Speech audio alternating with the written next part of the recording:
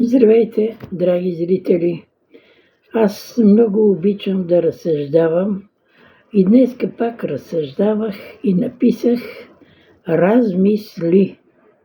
И време имам, и размисли имам. Мисля си за всичко. Гледам живота сега и сравнявам с моя живот. Никаква прилика. Сегашният живот е устремен към бъдещето. Моето поколение бяхме оставени на съдбата само.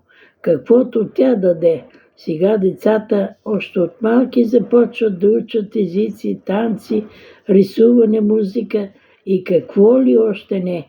Щом още в детските градини ще се учи английски, за какво говорим?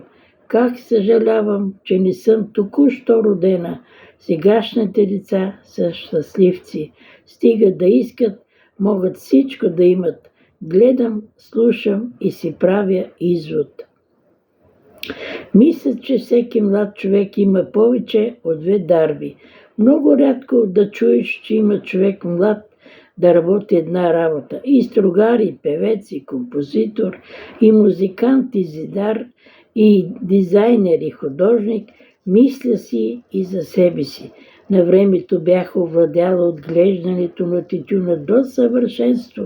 И само това ли? Картофите, зеленчуците, овошките, лозята, малините, фъстъците.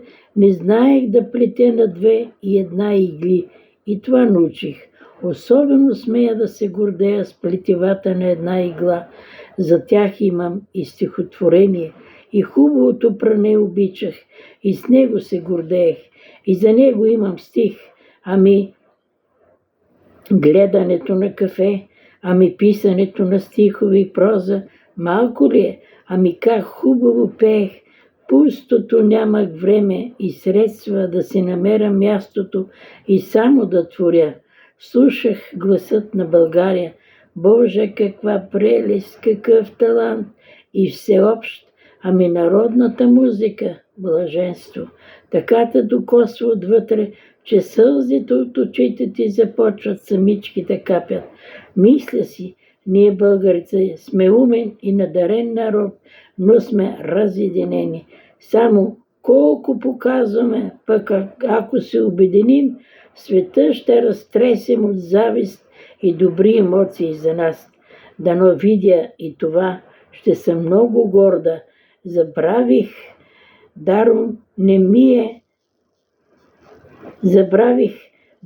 ми е дадено половишето образование. И целият живот беше борба. Беше сложен живот. Сега е много по-добре. Бъдещето е пред вас, мили хора. Живейте свободно, живейте спокойно. Благодаря ви за търпението.